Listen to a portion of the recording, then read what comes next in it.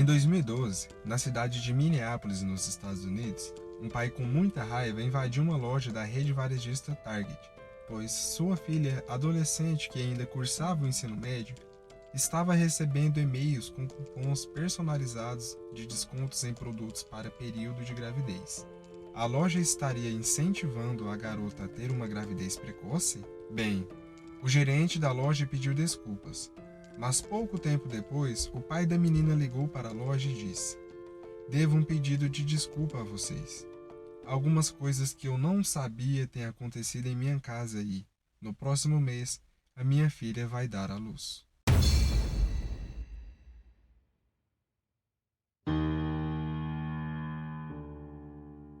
Os algoritmos internos da loja estavam investigando e processando as compras da menina que, recentemente, tinha começado a comprar coisas diferentes do costume, como loções sem essências, sabonetes sem cheiros, além de suplementos alimentares como cálcio, magnésio e zinco. Esses comportamentos fez com que o sistema considerasse evidências de que a garota poderia estar grávida e por esse motivo mandavam os cupons. Fato é que estavam certos. Mesmo sem ser notificada, a loja sabia que a garota estava grávida antes do seu próprio pai.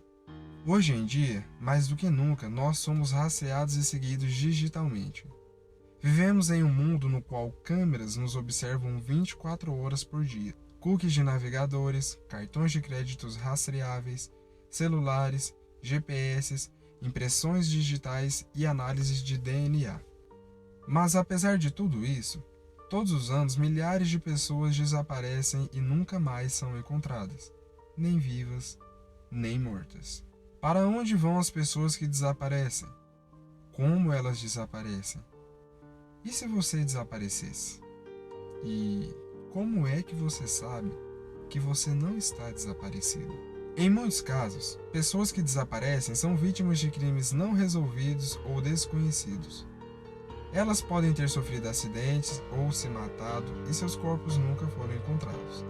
Ou elas podem estar perfeitamente bem e simplesmente fugiram das suas vidas antigas, amigos e famílias, dívidas e obrigações para começar uma nova vida em algum outro lugar, possivelmente como outra pessoa.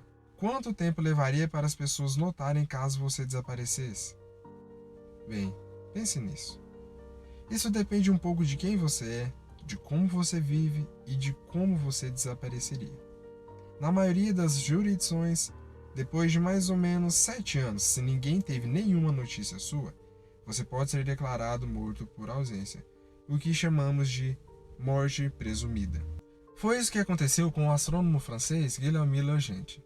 No século XVIII, centenas de pessoas viajavam por todo o mundo para observar o deslocamento de Vênus de diferentes localidades na Terra.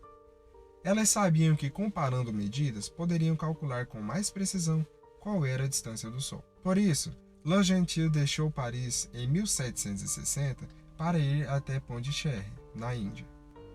Mas depois que uma tempestade o desviou do seu curso e os britânicos ocuparam Pondicherry, ele foi forçado a passar o dia da movimentação de Vênus num barco, no mar, que balançava demais para que as medidas precisas pudessem ser tiradas. A próxima movimentação de Vênus aconteceria em 8 anos e, depois disso, não aconteceria de novo em menos de 100 anos. Então ele ficou por lá, construiu um observatório e esperou.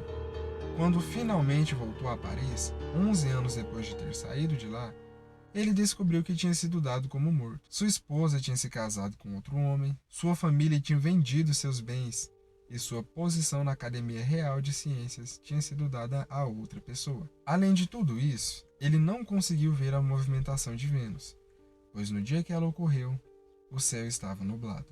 Aqui vai uma pergunta. Nós conhecemos a população humana da Terra? Mais ou menos. Gráficos e contadores de população são apenas estimações.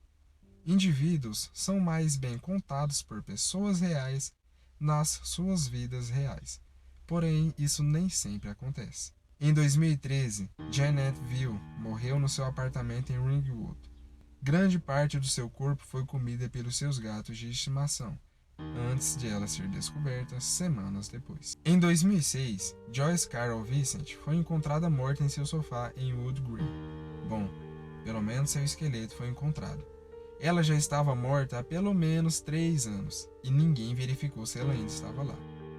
A TV de Joyce ainda estava ligada. 4 dias após Timothy McVeigh explodir um prédio federal na cidade de Oklahoma, levando a vida de 168 pessoas, uma perna esquerda separada do corpo foi encontrada nos destroços. Ninguém sabia a quem a perna pertencia. As pernas de todas as outras vítimas tinham sido identificadas e não havia mais nenhum relato de outro desaparecimento. Uma análise de DNA mostrou que a perna pertencia a Lakeisha Levy, mas ela já tinha sido enterrada com suas 2 pernas. Então eles desenterraram seu corpo. Ela tinha sido enterrada com a perna esquerda de outra pessoa. As pernas foram trocadas, mas como seu corpo já tinha sido embalsamado, o DNA da perna desconhecida não pôde ser analisado. Até hoje ninguém sabe a quem aquela perna pertencia. A 169ª vítima ainda é um mistério. Alguns teoristas da conspiração argumentam que alguém que estava próximo o suficiente da explosão pode ter sido completamente destruído, exceto uma de suas pernas. De qualquer forma, o que isso mostra é que é possível uma pessoa desaparecer sem que ninguém sequer pergunte para onde ela foi. O que também acontece algumas vezes é pessoas serem dadas como mortas ou desaparecidas quando não estão. Obituários prematuros são comuns. Muitas pessoas vivas já possuem um deles arquivado. Se uma pessoa famosa morre, a mídia, TV, jornais e revistas precisam de uma história completa o mais rápido possível. Então eles preparam essas histórias com antecedência, arquivam, deixando apenas as datas e circunstâncias da morte a serem preenchidas. O mais constrangedor é quando elas reportam antes da morte da pessoa. Em 2003, o site da CNN acidentalmente publicou rascunhos dos obituários de pessoas vivas. É vergonhoso, mas para a pessoa que lê o seu próprio obituário, é uma oportunidade de fazer algo, ver como será lembrado depois de morrer. Alfred Nobel, o inventor do dinamite, fez uma fortuna produzindo e vendendo armas mortais. Em 1888, seu irmão Ludwig morreu, mas vários jornais pensaram por engano que Alfred Nobel tinha morrido e publicaram o seu obituário. Eles não eram muito lisonjeiros. Um jornal francês mesmo disse: "O mercador da morte está morto." Nobel leu esses obituários e ficou envergonhado pelo que o seu legado aparentemente seria. Quando ele realmente morreu, deixou quase todo seu dinheiro para a causa da celebração da humanidade. Ele criou o Prêmio Nobel. Marcus Garvey não teve a mesma sorte. É dito que depois de ele ter sofrido um AVC, jornais publicaram o obituário prematuro e o criticavam, dizendo que ele morreu falido, sozinho e impopular. Em choque com o quão negativamente seria lembrado, Garvey teve outro AVC enquanto lia o seu próprio obituário. E morreu. Em abril de 2006, 5 estudantes da Taylor University morreram num acidente de carro trágico. Outra estudante sobreviveu, mas ficou em coma. Ela foi identificada como Laura Van Ryn. Sua amiga Whitney Sirach, que estava no carro, não foi tão sortuda. Ela foi declarada como morta. Milhares de pessoas foram ao seu funeral, mas ao longo dos dias seguintes, em que Laura se recuperou e voltou a falar, quando perguntaram a ela qual era o seu nome, Laura disse: "Meu nome é Whitney." As 2 garotas eram bem parecidas. Acontece que Laura foi a garota que enterraram. Algum tempo depois, Whitney se casou na mesma igreja em que anos atrás tinha acontecido o seu funeral. E se você já está desaparecido e simplesmente não sabe? Não se sabe o quão frequentemente os hospitais acidentalmente trocam bebês na fraternidade. Políticas modernas dos hospitais fazem com que tais trocas sejam improváveis, mas já que nós não andamos por aí fazendo teste de maternidade e paternidade por diversão, não há muita informação sobre o fenômeno, mas ele acontece. As trocas geralmente são descobertas por causa de testes de DNA feitos para resolver disputas de guardas de crianças. Mas no caso de uma mulher chamada Begona, das Ilhas Canárias, foi porque em 2001 Uma empregada de uma loja onde ela estava fazendo compras a confundiu com a melhor amiga, porque elas eram idênticas. E mais, porque ela era sua gêmea desaparecida e separada desde o nascimento.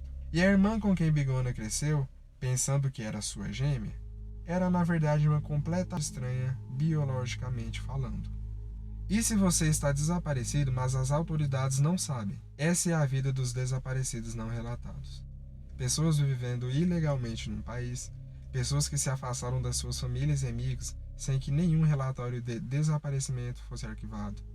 Filhos de mães sem teto. Não é contra a lei desaparecer por vontade própria. Você pode ter dívidas a pagar ou contratos a cumprir, mas se você é um adulto, o ato de desaparecer não é ilegal por si próprio. Mas acreditar que ninguém sentiria sua falta? Isso é ridículo. As estatísticas sugerem o contrário. Há muita informação por aí. Há até mesmo um nome para isso: infobesidade. Levaria uma vida inteira para sequer vivenciar uma pequena parte disso. É fácil pensar que todos sabem tudo o que você sabe. Mas a cada ano, mais de 100 milhões de pessoas nascem e nenhuma delas nasce sabendo que são feitas de átomos ou que buracos negros são incríveis. Alguém precisa falar para dizer, para mostrar. Quantas piadas você ouve por dia? Por semana? Quantas piadas você ouve por ano? Aqui vai um pensamento engraçado. Considerando a expectativa de vida média e os números médios de piadas que uma pessoa ouve em um ano, o escritor David Wong expôs um raciocínio. Se você tem menos de 38 anos, as probabilidades indicam que a piada mais engraçada que você vai ouvir na vida é uma piada que ainda não ouviu. E se você tem mais de 38 anos, as probabilidades indicam que você sabe uma piada que para mais pessoas que você jamais poderia conhecer, pode ser a piada mais engraçada que elas vão ouvir na vida. Bem, não sei onde você está nesse momento, mas onde quer que esteja, estou feliz que esteja aí. Obrigado por assistir. Até logo.